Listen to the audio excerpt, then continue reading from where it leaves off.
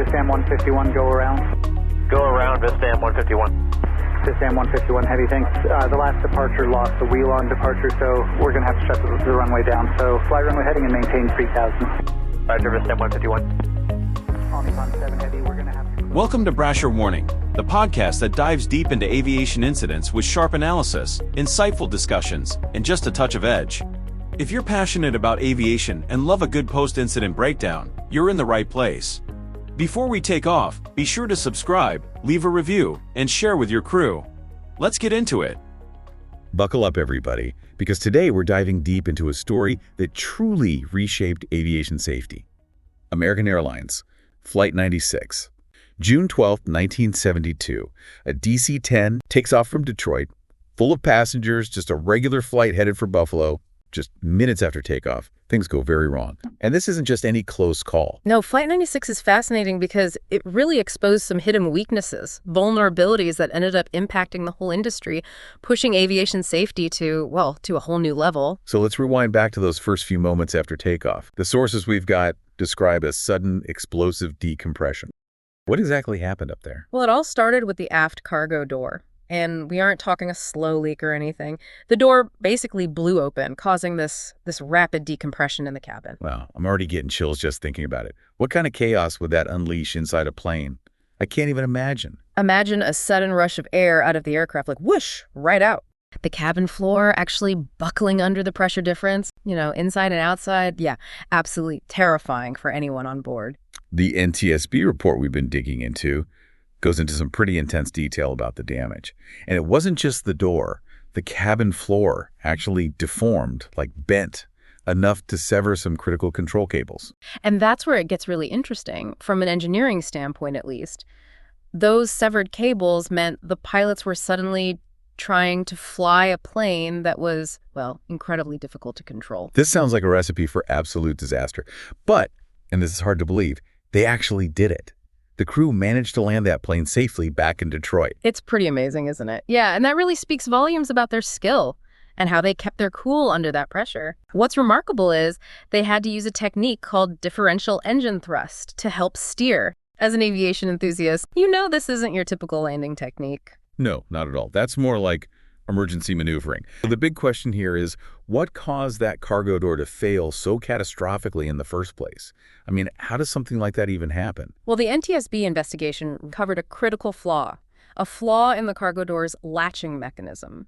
It didn't have what engineers call fail-safe features, so even a small error when closing the door could lead to, a major failure. Okay, so help me out here.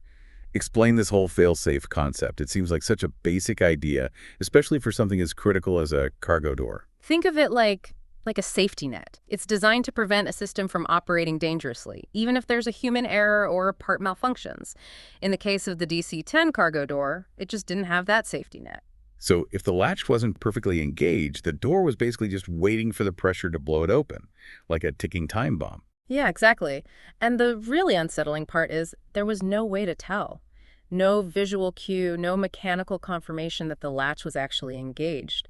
The ground crew could think they closed it properly, not realizing a tiny misalignment could have such dire consequences. That's a scary thought.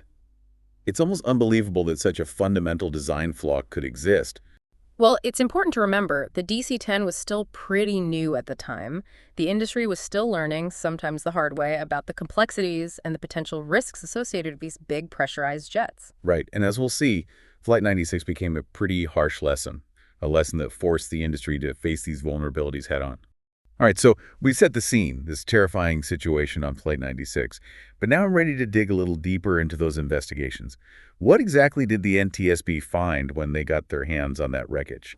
Did it back up what we've talked about with the cargo door? Oh, absolutely. The NTSB did an amazing job, really meticulous forensic analysis of the wreckage. And yep, they confirmed that latching mechanism inherently flawed. I'm curious about the specifics, though.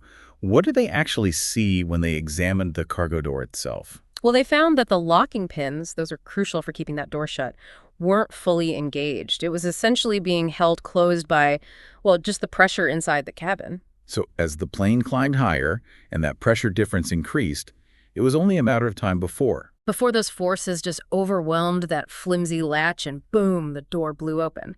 It's a stark reminder, isn't it, how these little details can have huge consequences. Yeah, absolutely. I'm starting to see why the NTSB's recommendations were so laser-focused on those fail-safe mechanisms. What exactly did they suggest for the design? Some really smart solutions, actually. One key thing they recommended was a visual indicator, something like a flag or a light that would clearly show whether the door was properly latched. No more guessing games for the ground crew. Right, that seems, almost obvious now that you mention it, given what could happen. Were there any other recommendations to make that cargo door more secure? Oh, they didn't stop there. They also suggested a mechanical backup system for the latch. So even if those primary pins weren't perfectly aligned, this secondary mechanism would kick in, automatically, an extra layer of redundancy. Just like a seatbelt for the cargo door. I like it.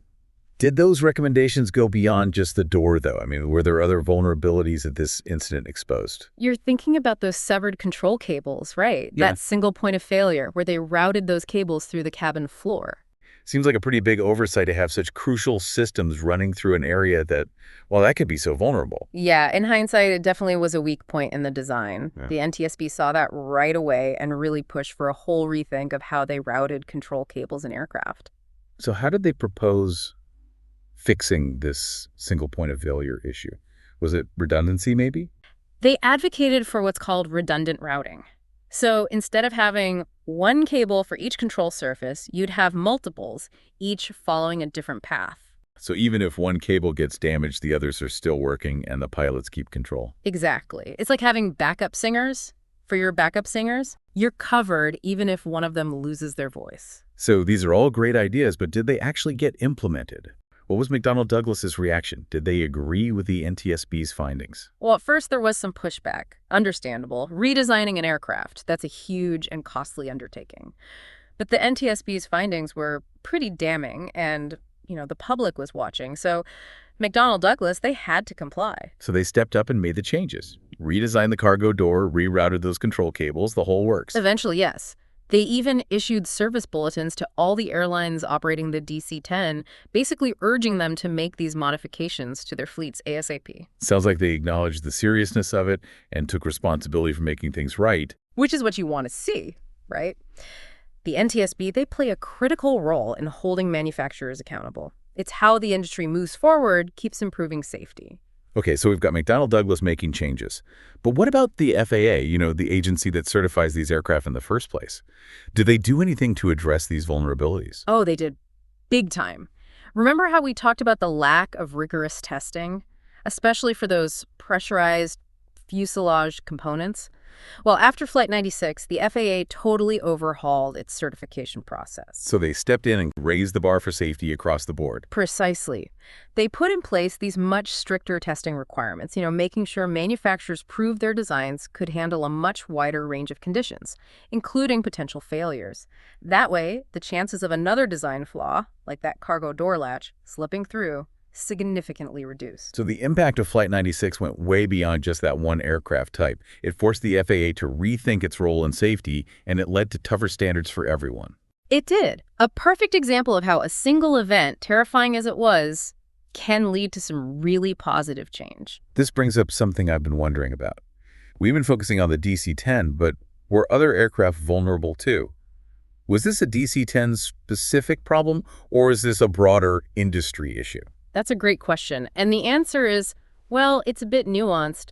The specific flaws that led to the cargo door failing on Flight 96, those were unique to the DC-10.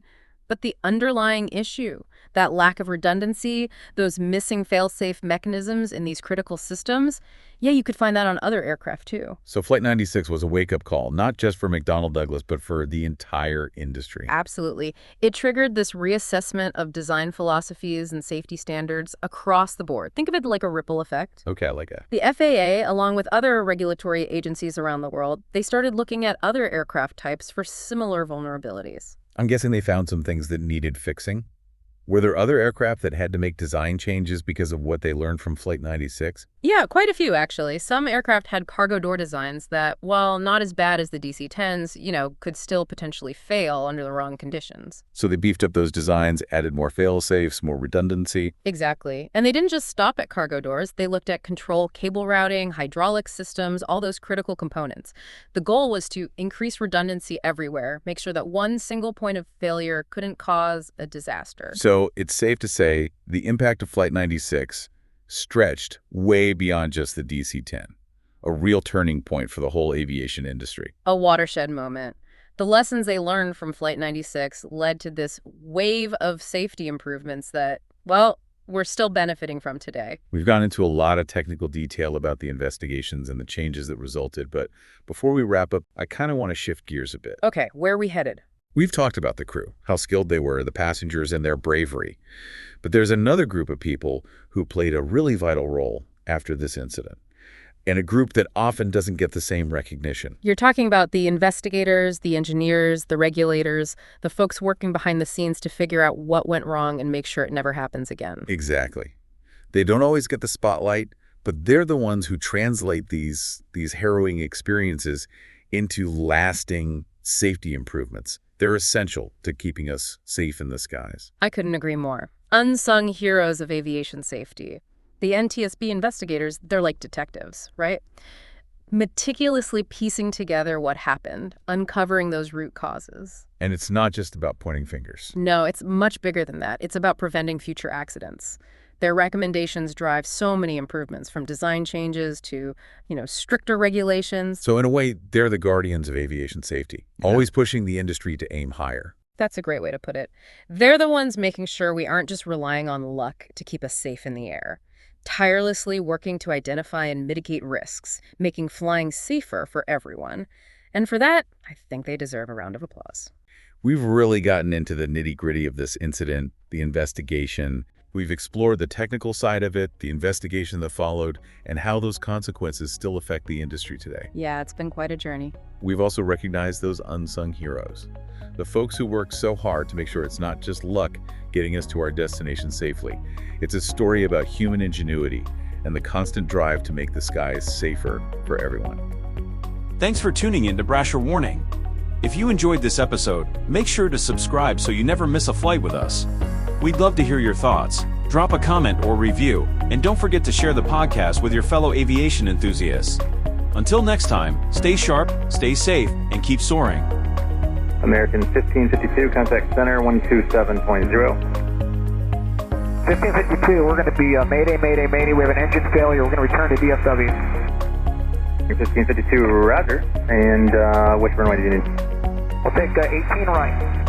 Roger, American 1552, turn right heading 020, just going to maintain 8,000.